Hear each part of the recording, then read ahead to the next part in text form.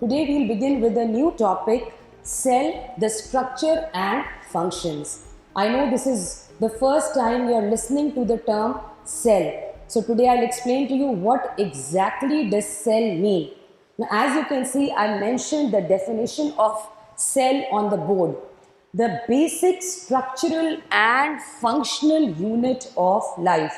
I know it raises more questions in your mind. What is the meaning of basic structural and basic functional unit? Now, basic structural means basically our body structure is made up of cells. Like if you see, look at this college building. So basically it is made up of what? Bricks. So just like bricks make up a building, cells make up the structure of our body. So this is the meaning of the word basic structural unit. Second term is basic functional unit. That means whatever function your body is doing, growing, respiring, excreting, taking up food or nutrition, all is basically being done by the cell. So cell is the building block of our body and we call it the basic structural and functional unit of life. Now, who discovered this cell? In 1665, a scientist, Robert Hooke, discovered the cell. And to see this cell, he had to develop a microscope. Do you know what is a microscope? I'm sure you must have seen it on your National Geographic or Discovery. This is what a microscope looks like. And when you reach class 9, we are going to use this microscope in the lab. But before that also, I'll take you to the lab and show you what a microscope looks like. Now this microscope was developed by Robert Hooke. But this was not the first microscope developed. Before this, Antony von Leeuwenhoek also developed a microscope. But his microscope was a simple microscope. Simple means having only one lens. So when one lens is there, magnifying power of course is less. But Robert Hooke did what? He developed a compound microscope. This kind of microscope which has two lenses. One which is here is called the objective lens and the other one from where you see is called the eyepiece lens. When you take a closer look at these lenses, you will find some inscriptions on it, say 5x or 10x. 5x means magnified 5 times and 10x means magnified 10 times. This is a detachable lens which is fitted here, which has a magnification say of 10x.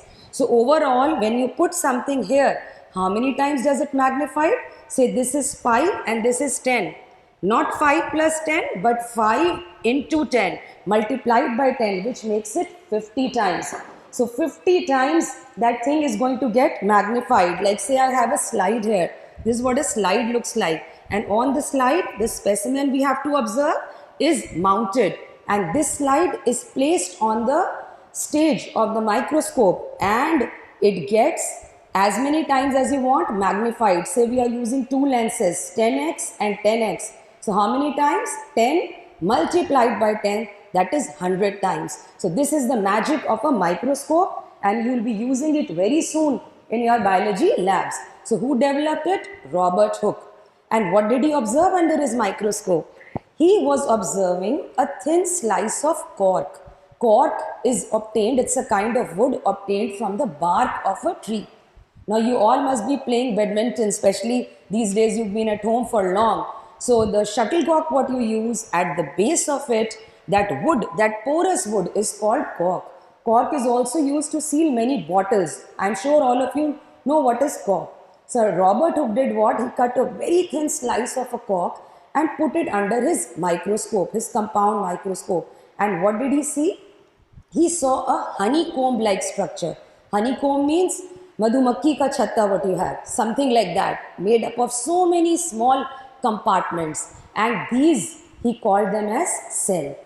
Before Robert Hooke, Antony von Leeuwenhoek also observed the cell, but he couldn't name it. He simply called it a living unit. He was observing the webbed feet of frog and he simply called it living units. But the term cell, which means an empty compartment, was given by Robert Hooke. So I am sure now you have all understood what is cell. But what Hooke observed under his compound microscope was not a living cell. It didn't have any living material inside it. They were dead cells. So all he could see was empty compartments which were later called as cell walls. Now to understand what I'm talking about, we need to take a look at a cell. This is a typical animal cell I've drawn here. Details we'll be discussing later. But first we need to understand a cell is surrounded by a membrane, and that membrane is called a cell membrane. It is filled with a living substance. The complete living substance in a cell, including this, everything, we'll discuss their names, is together known as the protoplasm. So a cell basically consists of an outer limiting layer and is filled with a living substance which is called protoplasm. And this protoplasm was missing. When Hooke saw that cell under the microscope, this living substance was missing. So all he could see was the outer walls, and they appeared like empty compartments, and he named it cell. Now cells in our body are of different kinds of shapes, and shape depends on the kind of function they have to perform. There are n number of shapes. Some of them I've drawn here to help you understand. Cells may be circular, like the red blood cell in your body. I'm sure you have heard of red blood cell, which carries oxygen. It is circular in nature because it has to carry lots of oxygen, and it is very small in size so that it can easily move through your blood vessels. This is a white blood cell. It looks like a unicellular organism, amoeba. So the shape is irregular or amoeboid. This cell can actually do magic. It can change its shape whenever it wants. So its shape is irregular or amoeboid. You all know that white blood cells are the soldiers of your body.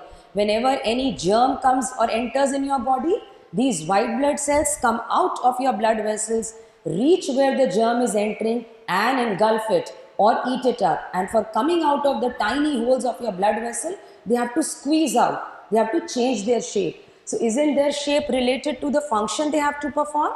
So in our body, everything is very planned and well organized. Everything has a reason.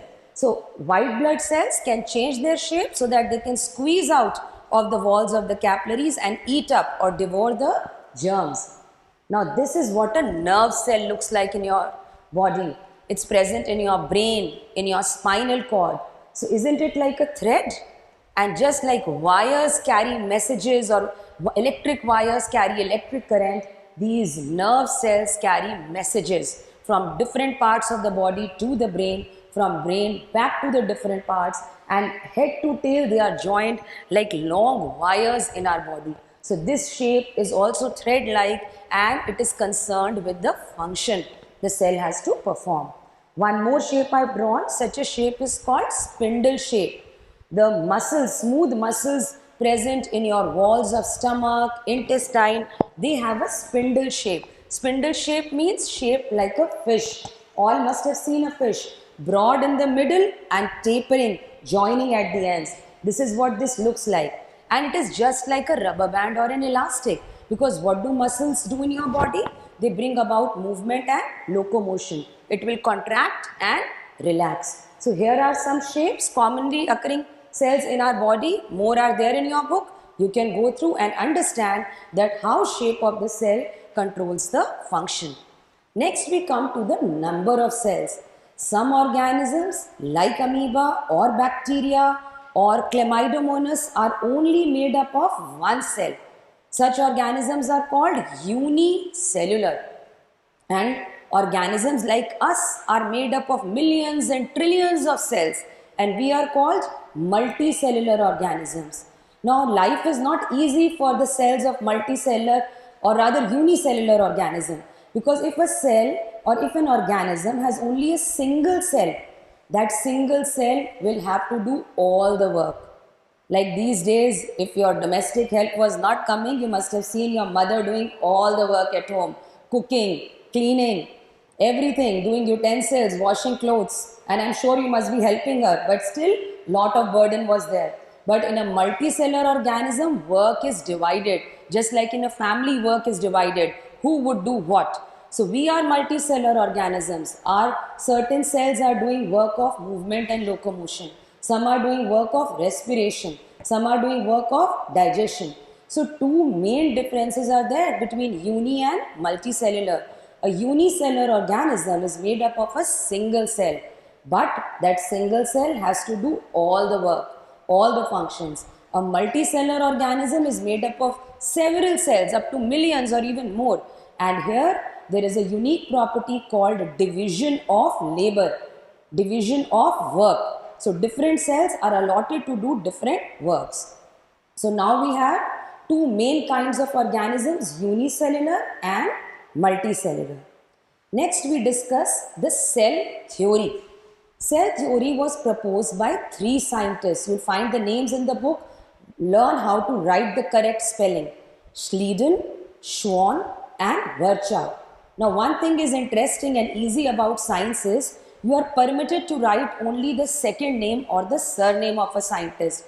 The full name of Schleiden was Matthias Schleiden, Theodor Schwann and Rudolf Virchow. But you can simply learn Schleiden, Schwann and Virchow. Now Schleiden was a botanist. Do you know what a botanist is? Someone who works on plants. And Schwann was a zoologist working on animals. In 1838, Schleiden was working on plants and he found that every plant is basically made up of cells. In 1839, Schwann also reached to a same conclusion that every animal is made up of cells. They both came together, joined hands and proposed a theory known as the cell theory. The cell theory was originally proposed by Schleiden and Schwann and had 3 points. It said all living organisms are actually made up of cells, whether animals or plants, they are made up of cells. It also said that cell is the basic structural unit of life. That means basically we are all made up of cells. And the third point was cell is the basic functional unit of life. So this was the original cell theory. Then several years later came Virchow. And Virchow gave another point or made an addition to this cell theory which said all cells arise from already existing or pre-existing cells. That means if you want two cells, first you need to have one. This one will undergo cell division and form two. Then those two would undergo cell division and form four. And this is how the story continues. So the last point of cell theory was an addition made much later, around in 1858 by Virchow, who said all cells arise from pre-existing or already existing cells.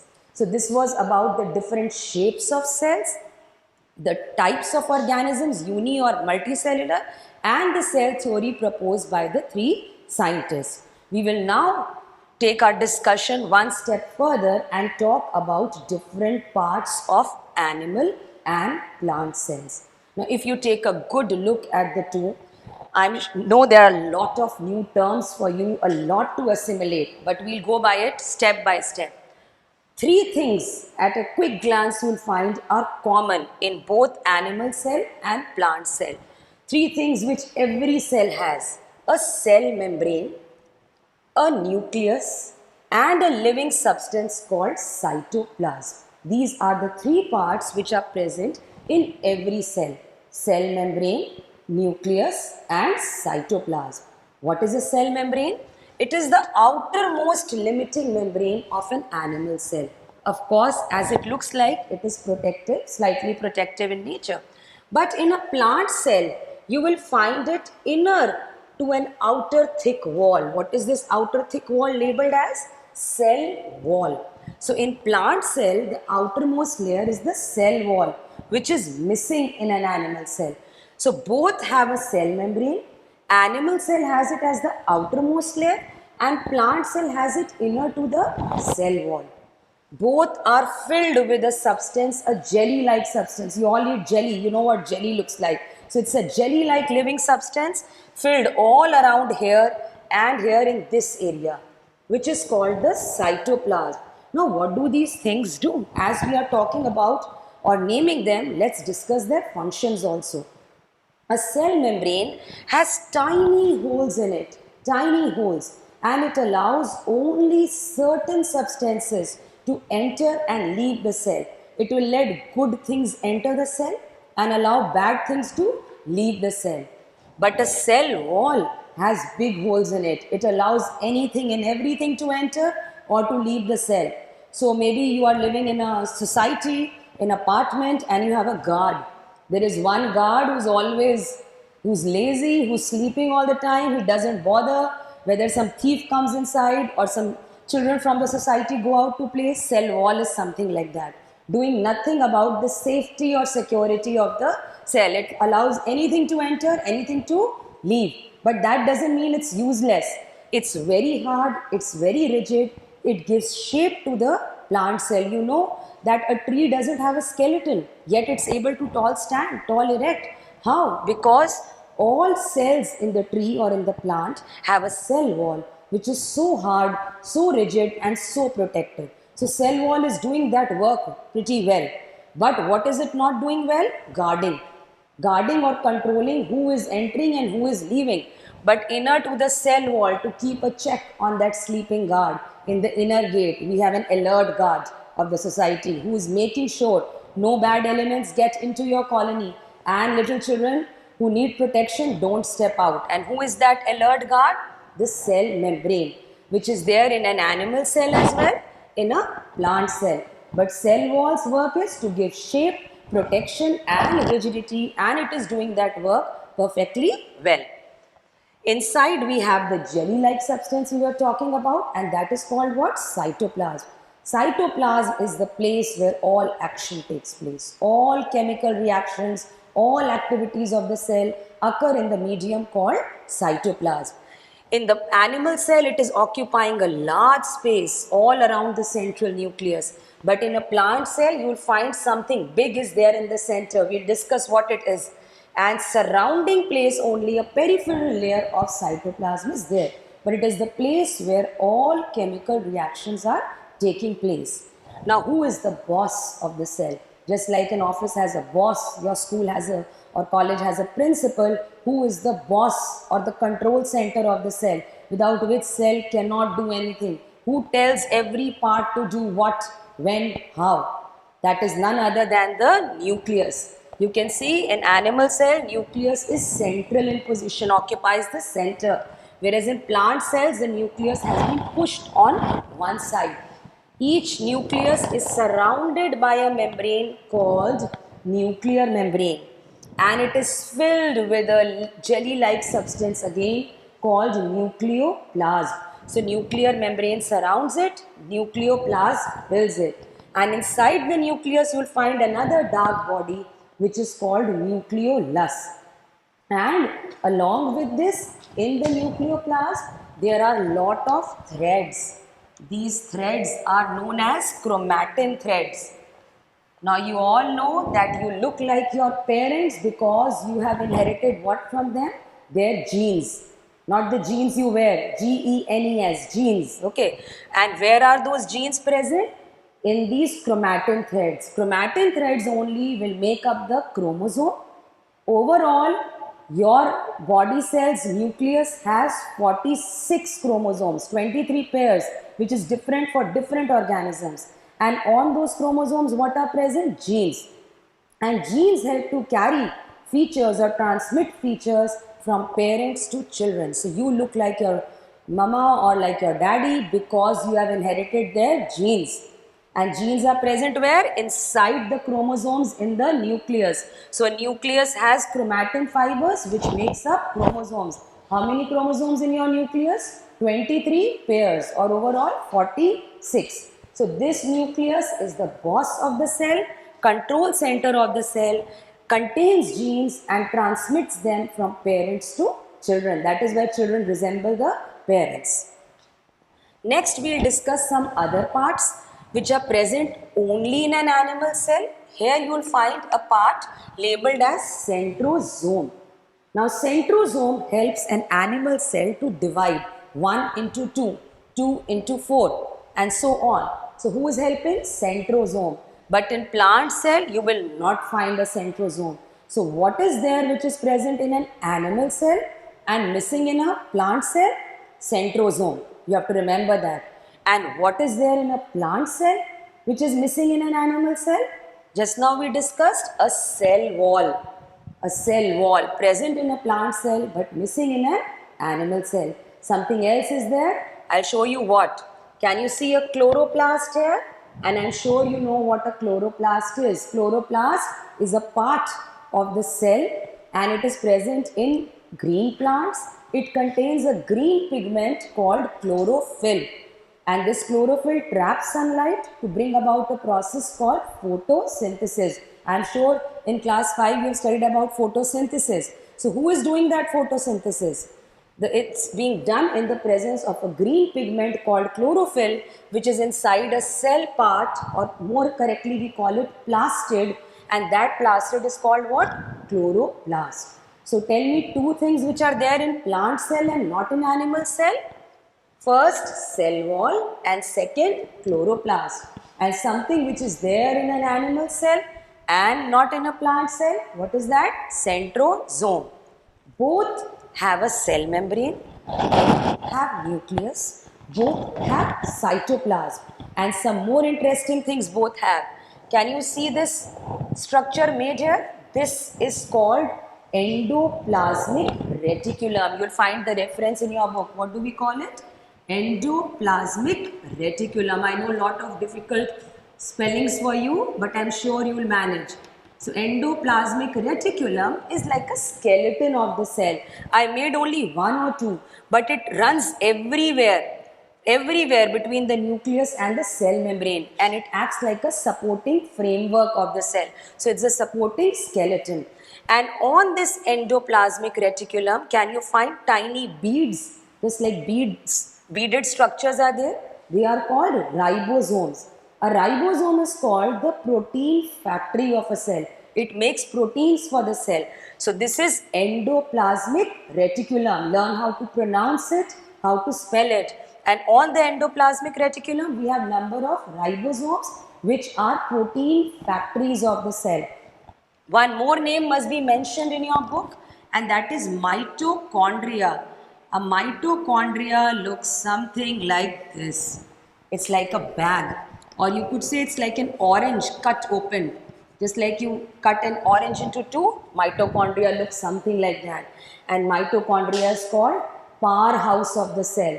Just like a powerhouse is there which supplies electricity, this powerhouse doesn't supply electricity. Cell is not working on electric current.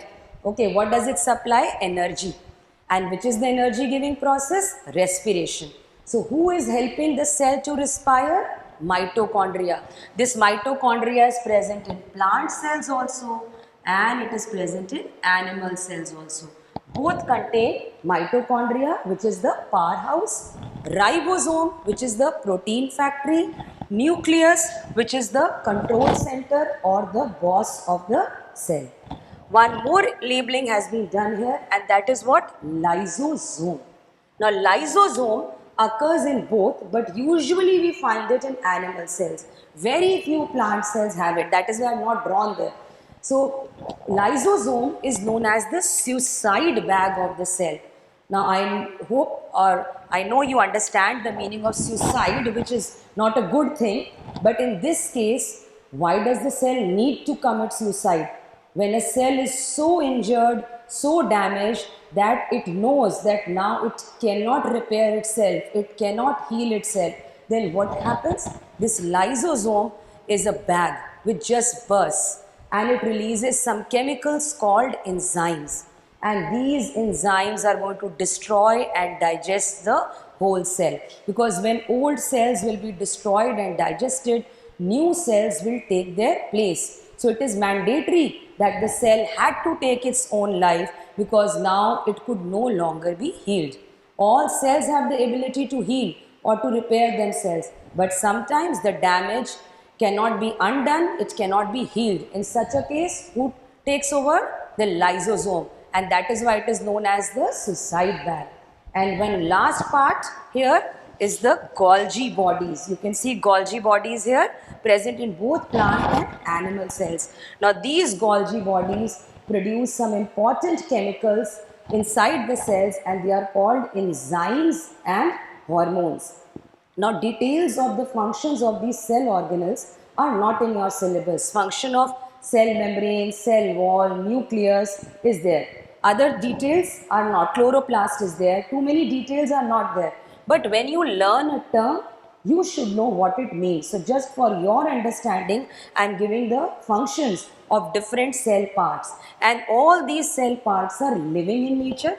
And what do we call them? We call them cell organelles. They are all organelles of a cell. Something is non-living also here, and that is a vacuole. You can see a big, large vacuole present in the center of a plant cell. A large permanent vacuole where in a plant cell. But in an animal cell, what do you see? Small and temporary vacuoles, many in number. Many are there, and they are usually 1 or 2 or maximum 3. So plant cells contain cell wall, contain plastids like chloroplasts, contain large permanent vacuoles. But animal cells, they contain centrosome, they lack a cell wall, they lack plastids, and their vacuoles are small and temporary. So I hope you have understood the differences between plant and animal cells. One more topic is there in your book regarding plastids. One plastid I have covered here, and that is what? Chloroplast. Chloroplast contains what? Chlorophyll, which helps to trap sunlight for photosynthesis. Two more names are mentioned in your book, if you take a good look. Other one is chromoplast. Chromo means colored. Have you seen all the flowers and fruits around you are variously colored? That is why they attract insects for pollination or animals for dispersal. Why are they colored? Due to the presence of chromoplast, which contains colored pigment. So that is the role of chromoplast. Then if you've seen potato, you cut open potato, you will find a sticky, colorless liquid coming out. Starchy substance. That is because the plastid present here is leucoplast, and leucoplast is a colorless plastid. Its main role is to store starch. Sometimes fats and proteins also, but mainly stores starch. So a lot to assimilate. You can pause the video in between, watch or read your book page by page, then again put it on and then try to understand the lesson. I've taken it all together and I'm not asking you to do it all in one day. You can take your own sweet time, pause it in between after every 5 minutes, read what you have not understood, again replay the video and try to understand. Okay, I hope you'll enjoy today's lesson and we'll meet next time with a new chapter. Thank you.